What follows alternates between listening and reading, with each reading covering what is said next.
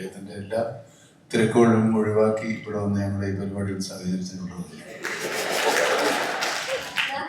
ആരാധിക്കുന്ന നമുക്ക് ഒരു വട്ടമെങ്കിലും നേരിട്ട് കാണണമെന്ന് ആഗ്രഹിക്കുന്ന ഒരു വലിയ ഗ്രൂപ്പ് ഓഫ് ആളുകളെ പ്രസന്റ് ചെയ്താണ് ഞാനിപ്പോ സംസാരിക്കുന്നത്.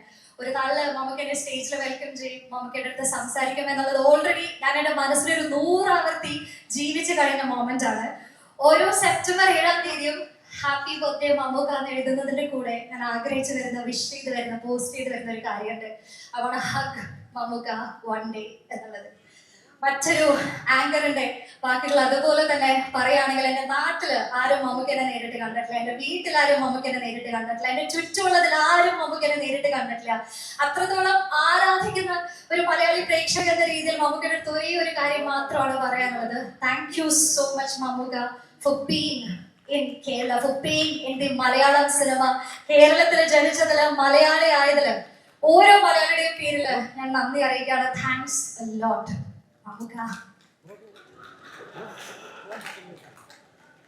സോ മമ്മൂക്കയുടെ ഇതുവരെ നമ്മൾ കാണാത്ത പുതിയൊരു ഭാവം, ആ ഒരു പുതിയ മമ്മൂക്കയുടെ 2 കൈയും നീട്ടി സ്വീകരിക്കാനായിട്ട് മലയാളി പ്രേക്ഷകർ ഇങ്ങനെ കാത്തിരിക്കുകയാണ്. മമ്മൂക്ക മൈക്കിനാണ് നോക്കുന്നതെന്ന് തോന്നുന്നു. എനിക്ക് ഞാൻ ദീർഘിപ്പിക്കുന്നില്ല.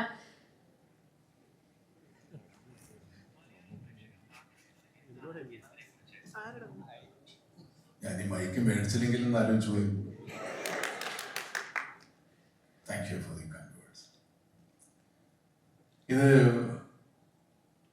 മമ്മൂട്ടി കമ്പനിയുടെ 7ാമത്തെ സിനിമയാണ്. കുറെ കാലത്തിന് ശേഷം എൻ്റെ ഒരു സിനിമ ഇറങ്ങുകയാണ്. ഈ സിനിമയ്ക്ക് കുറച്ച് കാലതാമസം ഉണ്ടായിരുന്നു. കാരണം നിങ്ങൾക്ക് അറിയാം, ഇത് ഞാൻ വളരെ ആഗ്രഹിച്ച് ചെയ്യുന്ന സിനിമകളാണ്. ഞങ്ങളുടെ എല്ലാ പ്രൊഡക്ഷനും ഇനി ഒരുപാട് നല്ല സിനിമകൾ ചെയ്യണമെന്ന് ആഗ്രഹമുണ്ട്, ഇല്ലെന്നല്ല. ഓരോ സിനിമയും വളരെ സന്തോഷത്തോടെ പ്രേക്ഷകൻ സ്വീകരിക്കുമ്പോൾ സമാധാനമുണ്ട്. നമുക്കിനിയും നല്ല സിനിമകൾ ചെയ്യാൻ സാധിക്കും. അതിന് നമ്മുടെ പ്രേക്ഷകരുടെ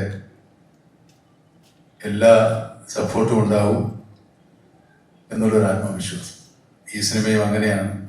ഇത് പരീക്ഷണ സിനിമ എന്നല്ല ഞാൻ പറയുന്നത്. പരീക്ഷണ സിനിമയെല്ലാം പരീക്ഷണങ്ങൾ തന്നെയാണ്. പരീക്ഷണങ്ങളില്ലാത്തൊരു സിനിമ ഇറങ്ങുന്നില്ല. 10 കോടിയുടെ ആയാലും ശരി, 100 കോടിയുടെ ആയാലും ശരി, എല്ലാ പരീക്ഷണങ്ങളാണ്.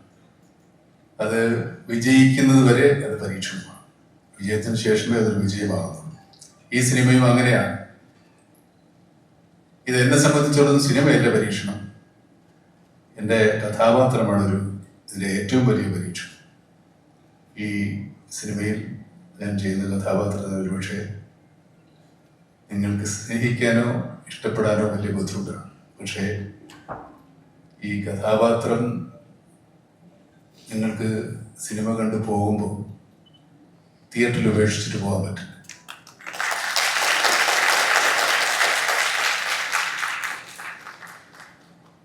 ഈ സിനിമയിൽ എനിക്ക് ആദ്യം ഓഫർ ചെയ്ത റോള് പോലീസ് ഉദ്യോഗസ്ഥൻ്റെയാണ്. അതെന്നേക്കാൾ കുറച്ചുകൂടി നന്നായി ചെയ്യാൻ വിനായകനാണ് നല്ലതെന്ന് എനിക്ക് തോന്നുന്നു. അദ്ദേഹത്തെ സമീപിച്ചപ്പോൾ പുതുക്കാരന് എന്നെ വിശ്വാസമായില്ല. ശരിക്കും ഞാൻ തന്നെയാണോ, നിങ്ങൾ വിനായകനാണോ ഉദ്ദേശിച്ചത്? അതെ, ഈ സിനിമയിലെ നായകൻ വിനായകനാണ്.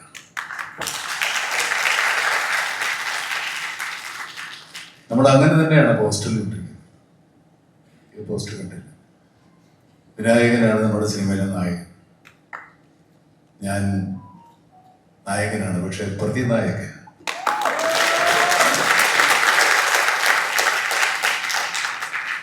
ഇത്രയും കാലം എൻ്റെ എല്ലാ സിനിമാ കസരത്തുകളും സ്വീകരിച്ച് ഈ പ്രേക്ഷകരെ വിശ്വസിച്ച് തന്നെയാണ് ഞാൻ ഇങ്ങനെ ഒരു കഥാപാത്രം ഏറ്റെടുക്കാൻ ധൈര്യപ്പെട്ടത്. എൻ്റെ ആത്മവിശ്വാസത്തിന് നിങ്ങൾ കൂട്ടുനിൽക്കുമെന്ന് തന്നെയാണ് ഞാൻ വിശ്വസിക്കുന്നത്.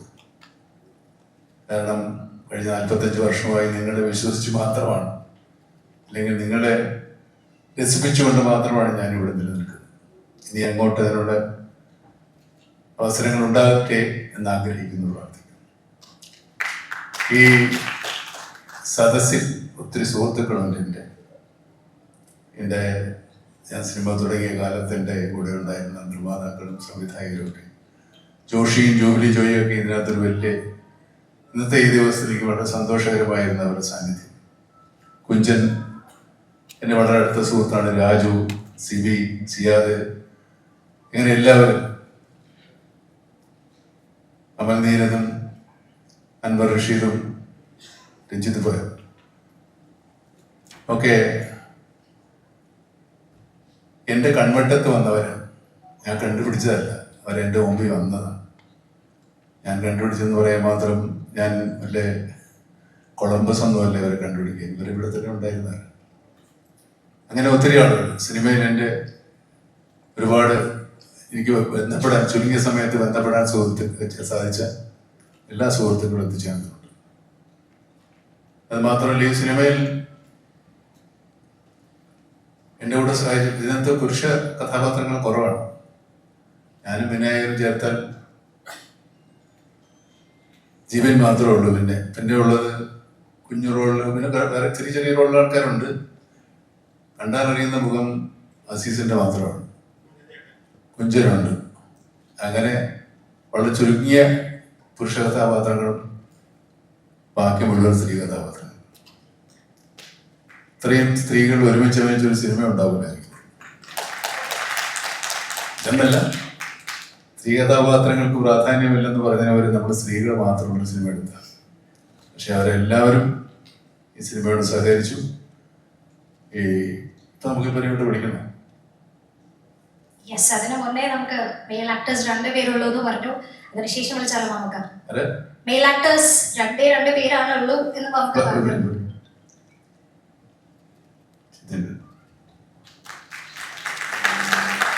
അസീസ് ഇങ്ങോട്ടേക്ക് വരേണ്ടതാണ് ശരിക്കും. നിങ്ങൾ പോരെ.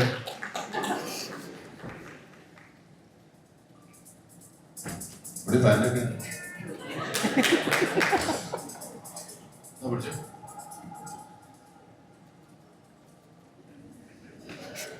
സ്റ്റേജിൽ വന്നോ എന്ത് പറയണമെന്നൊരു ധാരണയിലാണ്. എനിക്ക് തോന്നുന്നു ജിബിന്റെ എല്ലാ ക്യാരക്ടേഴ്സും ഓരോ സിനിമയിലും നമ്മൾ അത്രത്തോളം നോട്ട് ചെയ്തതാണ്. സിനിമ കഴിയുമ്പോൾ നമ്മൾ എടുത്തു പറയുന്ന പെർഫോമൻസ് തന്നെയാണ്. അപ്പോൾ കണങ്കാവലിലെ പെർഫോമൻസ് നമ്മളിങ്ങനെ കാത്തിരിക്കുകയാണ്. ഇപ്പൊ പറയാൻ എന്തെങ്കിലും മനസ്സിൽ വന്നോ?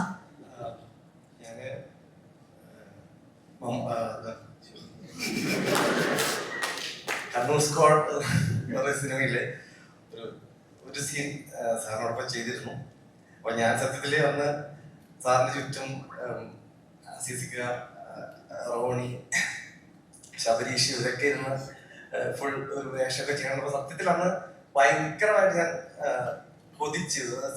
ഭയങ്കര ഒരു ഇതായിരുന്നു എനിക്ക്. എന്തെങ്കിലും ഒരു ദിവസം സാറിനോട് എന്താ ഒരു സിനിമയിൽ നിറഞ്ഞു നിൽക്കാൻ പറ്റുന്ന ഒരു വേഷം ചെയ്യാൻ പറ്റിയ നമ്മളൊരു ഒരു പ്രാർത്ഥന ഉണ്ടായിരുന്നു. എന്നിട്ട് എന്റെ കൂടെ വിനായകന്റെ കൂടെ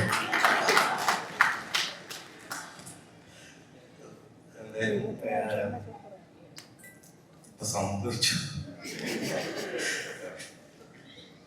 നൈസീറ കണ്ടാരെങ്കിലും പൊളിച്ചിട്ടില്ലേ? ഇതിലൂടെ എന്തിനാണ്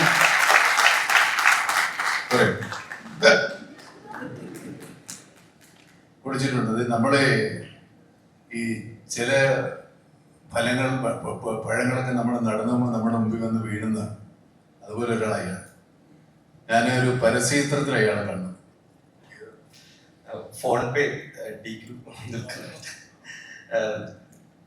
ദുൽഖറും സമന്തിയും ചേർന്നിട്ടൊരു ഫോൺ പേയുടെ ഒരു ആഡ് ഉണ്ടായിരുന്നു. അപ്പൊ അത് ഞാൻ ആദ്യമായിട്ട് നമ്മുടെ ഹനീഫ് അദേരി എന്ന് പറയുന്ന ഡയറക്ടർ ഉണ്ട്, അദ്ദേഹമാണ് പറഞ്ഞത് സാറിന് അയച്ചു കൊടുത്തോന്ന് ചോദിച്ചു. അപ്പൊ ഇല്ല, ഞാൻ നമ്പർ തരാം അയച്ചു കൊടുക്കുന്ന പറഞ്ഞു. ഞാൻ ആദ്യമായിട്ട് അയച്ചു. അപ്പൊ എനിക്ക് ഞാൻ ഇങ്ങനെ പരിചയപ്പെടുത്തി ഒരു വലിയ എസ് ഒക്കെ എഴുതിയിട്ടാണ് അദ്ദേഹത്തിന് അയച്ചത്. അപ്പോൾ ഇങ്ങനെ ഒരു സംഭവിച്ചു. അപ്പൊ അതിനുശേഷം ഇടയ്ക്കിടയ്ക്ക് സാർ ഹാപ്പി ബർത്ത്ഡേ ഇങ്ങനെ അങ്ങനെ അവസാനം അങ്ങനെ സംഭവിച്ചു. പിന്നെ അസീസിനെ പറ്റിയൊന്നും പറയാനില്ല. അസീസ് ഇപ്പോൾ വലിയ തിരക്കുള്ള നടനാണ്. പക്ഷെ ഇതാക്കി അദ്ദേഹത്തിന്റെ എല്ലാ തിരക്കുകളും ഒഴിവാക്കി ഇവിടെ വന്ന് ഞങ്ങളുടെ ഈ പരിപാടിയിൽ സഹകരിച്ചിട്ടുള്ളത്. അഭിനയിച്ചിട്ടുണ്ട്, എന്നാലും എല്ലാവരും അഭിനയിച്ചിട്ട് വന്നിട്ടുണ്ട്. പോയോ? മോനെ കുളിച്ചിരിക്കും. വലിയ നടന്മാരൊക്കെ ഇവിടെ എത്തുമ്പോ നീ വലിയ നടനാ, നീ ഇവിടെ പോയി വിളിച്ചിരിക്കില്ല.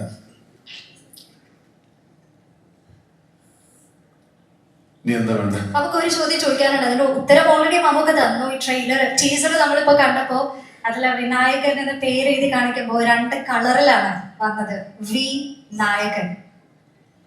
ടീസറിൽ നമ്മൾ കണ്ടു. അത് മമ്മൂക്കയുടെ ഐഡിയ ആയിരുന്നു എന്ന് നമ്മൾ കേട്ടു.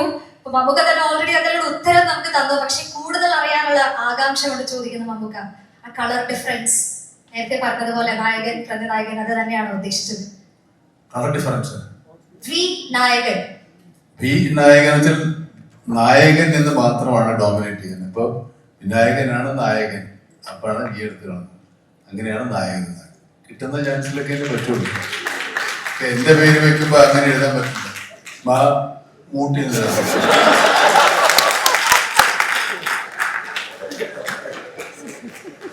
അങ്ങനെ പറ്റില്ല. അപ്പൊ അതാണ് അങ്ങനെ വിനായകൻ ആയതുകൊണ്ട് മാത്രമാണ് നടക്കുന്നത്. ഞാൻ ഈ പെണ്ണുങ്ങളെ വിളിക്കാതിരുന്നിട്ട് അവരിങ്ങനെ അക്ഷമരായിരിക്കുന്ന സംശയമാണ്. പറയാം, വേറെ എന്തെങ്കിലും ഉണ്ടെന്ന് ചോദിക്കട്ടെ. ഓഫ് കോഴ്സ് നമ്മളെ ഏറ്റവും ഇമ്പോർട്ടന്റ് ആയിട്ടുള്ള ഒരു പാട്ട് ഇതുവരെ കഴിഞ്ഞിട്ടില്ല മമ്മൂക്ക. ഇപ്പൊ നമ്മള് വി നായകൻ എന്ന് പറഞ്ഞതുപോലെ 30 വർഷത്തോളം സിനിമയിൽ സജീവമായി നിൽക്കുന്ന